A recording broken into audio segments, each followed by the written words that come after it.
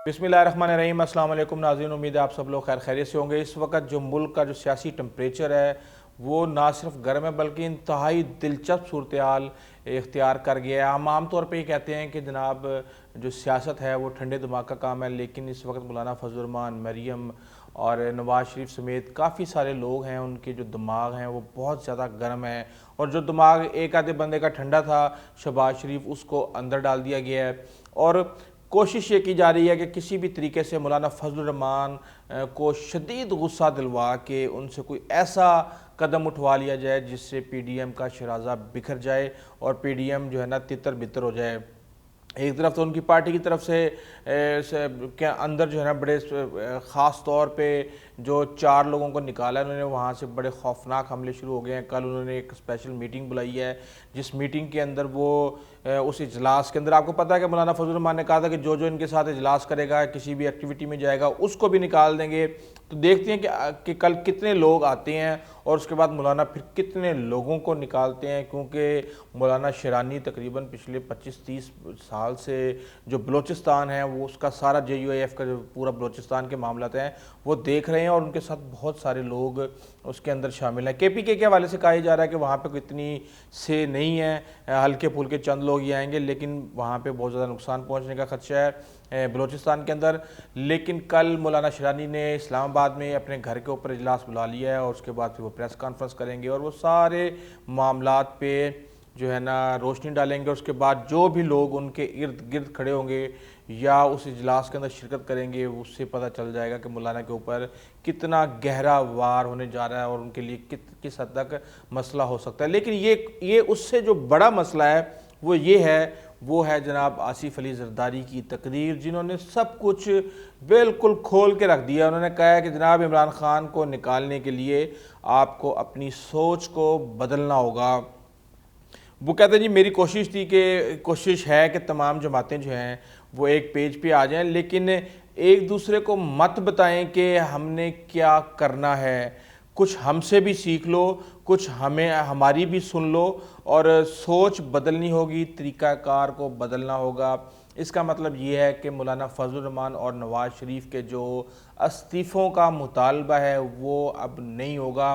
कल CEC की meeting भी होने जा रही है, जो है पीपल्स पार्टी की, उसका जो रिज़ल्ट है वो आप आसिफ अली जरदारी की जो तकरीर है उससे आप वाज़ह तौर पे निकाल सकते हैं। अब जब पीपल्स पार्टी इनकार कर देगी कि हमने इस्तीफ़े नहीं देने, तो आप सोच सकते हैं कि उसके बाद फिर 1 तारीख को जो है PDM का इजलास होने जा रहा है। PDM ने की मीटिंग हो रही है, सरबराही जो उनके है कमेटी है, तो उसके अंदर जब पीपल्स पार्टी ये कह देगी कि जनाब हमने इस्तीफ़े नहीं देने, तो उसके बाद कितनी टूट फूट होगी ये आप खुद सोच सकते हैं। क्योंकि इस वक्त मौलाना बहुत ज़्यादा गर्म है। उन्होंने कहा है, अभी भी उन्होंने कहा है, स्टेटमेंट उनकी ताज़ा आई है कि नवाज़ शरीफ ने तस्लीम कर लिया है कि जो उन्होंने हलफ उठाया था कौमी असम्बली के अंदर वो गलत था। जाहिर सी बात है, अब तो मियां नवाज़ शरीफ को हर चीज़ ही गलत लगेगी, लेकिन जब वक्त होता है उस वक्त जो फैसले होते हैं वो वक्त के मुताबिक होते हैं। जब वक्त बदल जाता है तो फिर वो फैसला अगर आपकी हक में ना हो तो फिर वो आपको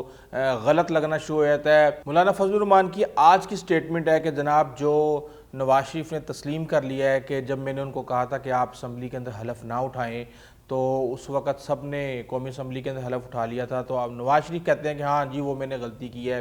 ज़ाहिर सी बात है उस वक्त जो हालात थे उसके मुताबिक मियां नवाज शरीफ ने फ़ैसला किया और आज जो हालात हैं उसके मुताबिक उनको गलत लग रहा है, लेकिन जो फैसले होते हैं वो हमेशा मौजूदा हालात के मुताबिक होते हैं। उसके बाद वक्त फ़ैसला करता है कि ये सही थे या गलत थे, और मैं ये समझता हूँ कि वो फ़ैसला उनका ठीक था कि हलफ उन्होंने ले लिया, क्योंकि आज भी आसिफ अली जरदारी इस बात पे कायम है कि अगर वो पार्लियामेंट में हैं, अगर वो सेनेट के अंदर हैं और वो एक तरह से कौमी असम्बली के अंदर और दूसरी जो उनकी सूबाई हुकूमतें हैं उसमें हैं, तो उनकी जो स्ट्रेंथ है वो एक सही सिमत तयन करने के अंदर उनकी मदद कर सकती है। दूसरी तरफ मौलाना फजल रहमान कह रहे हैं कि जनाब ये जो हुकूमत ने सवालनामा भेजा है ये एक तरह से पूरी जमीयत के ऊपर हमला है और किरदार कशी की जा रही है, और अगर मुझे पेशी के लिए कहा गया तो पूरी की पूरी जमात पेश होगी। आप ये देखें, आप मेंटालिटी चेक करें, ये फिर इसका मतलब ये है कि मौलाना शिरानी और हाफिज़ हुसैन अहमद ये सही बात कर रहे हैं वो कहते हैं जी कि इन्होंने अपनी जो जमात है इन्होंने नामजद कर दिया है कि इनके बाद इनका बेटा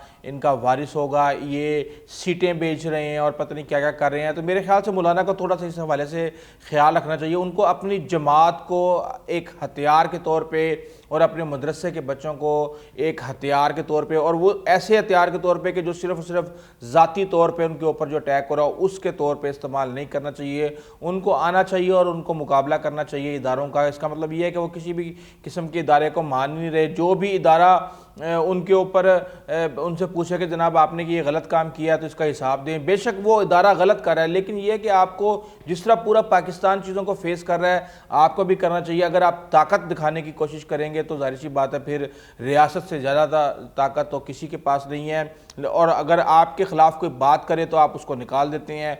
उसके बाद आप कहते हैं उसके साथ किसी ने मुशावरत भी नहीं करनी, किसी ने उनके साथ पार्टी मीटिंग भी नहीं करनी, जो करेगा उसको भी निकाल दिया जाएगा। जो आपके खिलाफ बात करते हैं आप कहते हैं जी खलाई मखलूक जो है ना इनको लाके हमारे जो है ना सामने उन्होंने खड़ा कर दिया है। अगर आपको किसी और तरीके से डील करने की कोशिश की जाए तो आप कहते हैं ये सियासी इंतकाम हो रहा है। तो यानी इसका मतलब ये है कि आप अनअकाउंटेबल हैं, आपसे कोई बात नहीं कर सकता, आप रियासत से भी ऊंचे हैं और आपसे आपका जो है ना जो हालात हैं इस तरीके से मेरे ख्याल से नहीं डील हो सकते। लेकिन सबसे इंटरेस्टिंग चीज़ मैं आपको बताऊं, मरीम नवाज़ की तकरीर।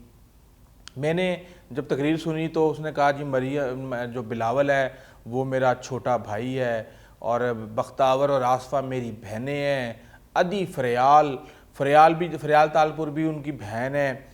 तो मुझे ऐसे लगा कि कहीं एकदम से ये ना कहें कि आसिफ अली ज़रदारी मेरे अब्बू हैं, क्योंकि इस हद तक वो आसिफ अली ज़रदारी, वो भुट्टो जिसके मज़ार पे आप खड़े हुए हैं, उसको मियाँ नवाज शरीफ की तकरीरें आज भी रिकॉर्ड के ऊपर मौजूद हैं, जो वो कहते थे कि ये जाली शहीद है, ये जाली शहीद है, असल शहीद तो जनाब ज़ियाउल हक है जिसके मज़ार पे मैं खड़ा हुआ हूँ।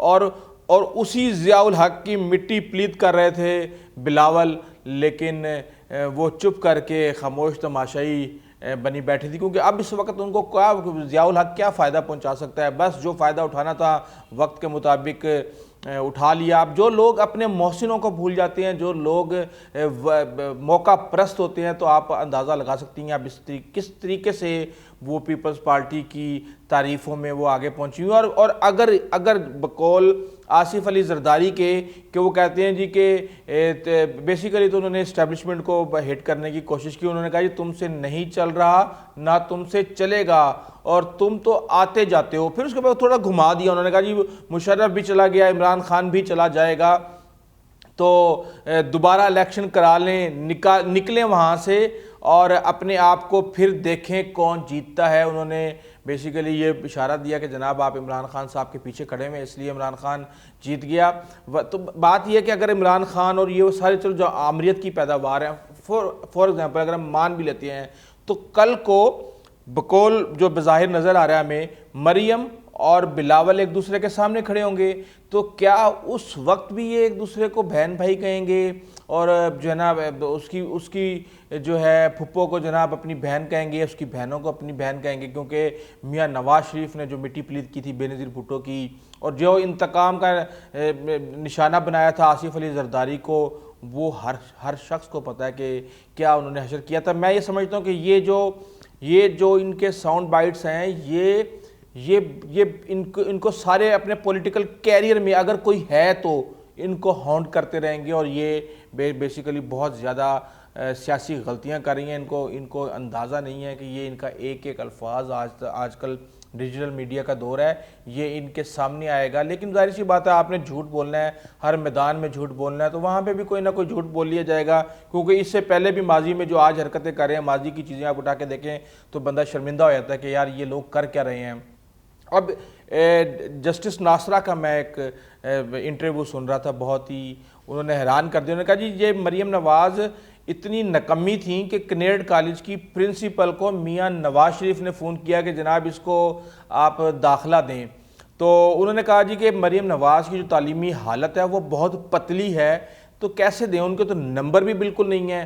तो जब उनका टेस्ट लिया गया तो उसमें भी मरीम नवाज़ फ़ेल हो गई, तो उन्होंने मना कर दिया। उन्होंने कहा जी इसका दाखिला नहीं हो सकता, और मियाँ नवाज शरीफ ने उसको निकलवा दिया, उसको निकलवा दिया। तो ऐसे लोग वो कहती हैं कि हमारे ऊपर इक़्तिदार करेंगे, जिनकी ये सोच हो कि जो मेरिट की धज्जियाँ उड़ाते हों अपनी अना के लिए, अपने फ़ायदों के लिए। तो इस तरह के लोग पाकिस्तान का क्या फ़ायदा कर सकते हैं। लेकिन इस वक्त जो सूरत हाल है वो ये है कि मौलाना इमरान खान की विकटें गिराने चले थे, लेकिन उनकी अपनी 4 विकटें गिर चुकी हैं और अभी जो इजलास होने जा रहा है और वो पार्टी अनाउंस होने जा रही है, हर रोज़ इनकी विकटें गिरेंगी और ये मौलाना को मज़ीद इश्तियाल में लाने का मौजब बनेगी। और उसके बाद जब इंसान इश्तियाल में हो तो फ़ैसले कभी भी ठीक नहीं होते। जबकि इमरान खान, मैं ये समझता हूँ कि पिछले 2 साल में 2 धरनों का मुकाबला कर चुके हैं, एक मौलाना फजलुर रहमान का, दूसरा तहरीक लब्बैक का। उसके अलावा हर रोज़ इनकी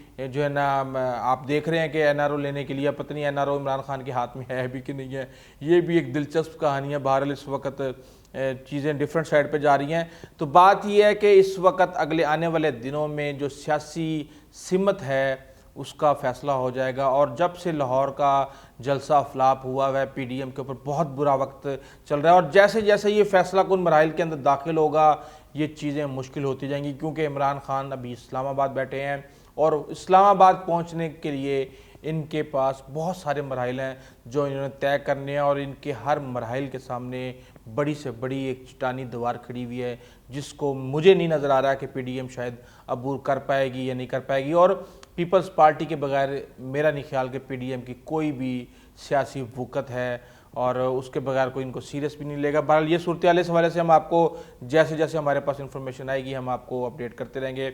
अगर आपको हमारी वीडियो अच्छी लगी है तो प्लीज़ आप हमारे चैनल को सब्सक्राइब कीजिएगा, बेल आइकन को प्रेस कीजिएगा, अपने दोस्तों कारोबार हमसायों का खास ख्याल रखिएगा। आइंदा तक इजाज़त दीजिए। अल्लाह हाफ़िज़।